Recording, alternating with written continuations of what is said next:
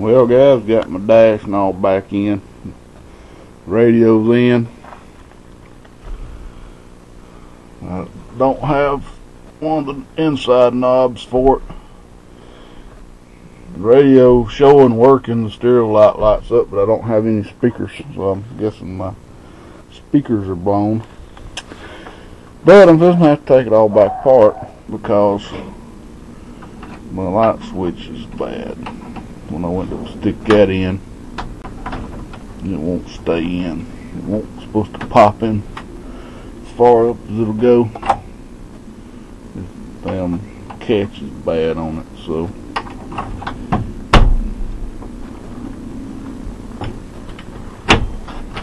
well, maybe not. I just didn't pop it good enough. Well, yeah. Light switch is bad. It's wanting to, but I can feel it trying to grab something in there. But I don't hear the click click. Should be a couple of clicks, so anyway, that shouldn't do that. So anyway, I got to take the bezel off, this off, and that ductwork off to get to this damn switch. Well, it's just a bunch of Phillips head screws, and it's a bunch of them, but it's nothing really major, so we'll get started. Okay, so we got the bezel and all this stuff off, and now we can access this duct and just pull it down out of the way. See, I just got one side unhooked because this side over here where it hooks here is a pain. It's got a bunch of wires all around it. Then I just reached inside here and pulled this plug out that was in that switch. Now all I gotta do is unscrew this switch. Okay, well, this was a brand new switch. I couldn't remember if I'd put an old switch in here or not. It's this little thing right here. This little button's what you have to push down to release the handle. This is a bad design, I think, but I don't know why they couldn't just use a screw-on knob and, you know, instead of having to pull out stem. The lights ain't real good here. I'll drop the stem in here. And we find the tripod.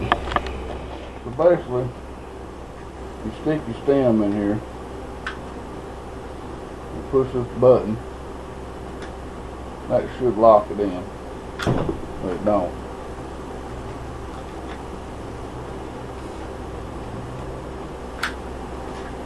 So that's a brand new crash ass switch.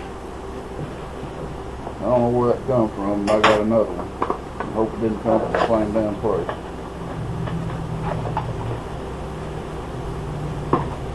Compare them. Looks the same. I don't believe it's the same manufacturer though. It's a little different in there. A little cleaner here.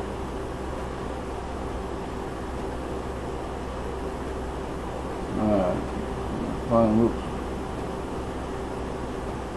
Only thing I see different, it looks like it's copper here and it's aluminum here.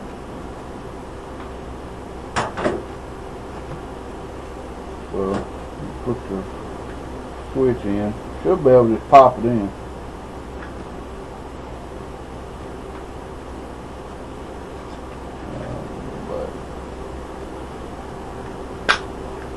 Now see, pop it in, you can hear it clicking. That's how that's supposed to do. Now push this button in to release it. It's always hard to get these damn things to release. After a whole lot of prodding and taking something, prying on it, I finally got it released. Now I don't have any idea whether that's going to work again. So I'll try it, put it back in there and try it, I guess. So let's get it back in there. Okay, so I'm ready to put it back in. And probably the easiest way would be to go ahead and wire this baby up.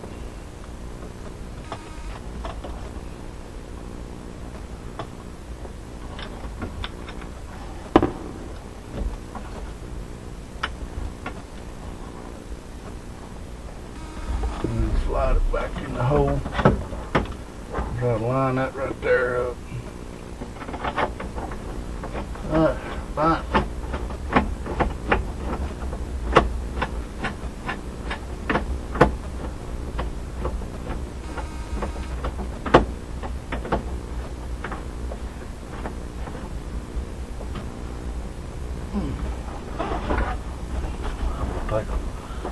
It's real hard to do anything with these labels.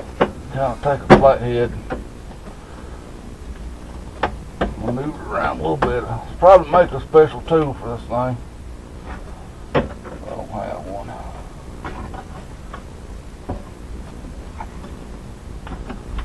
Really need to be left-handed for this job.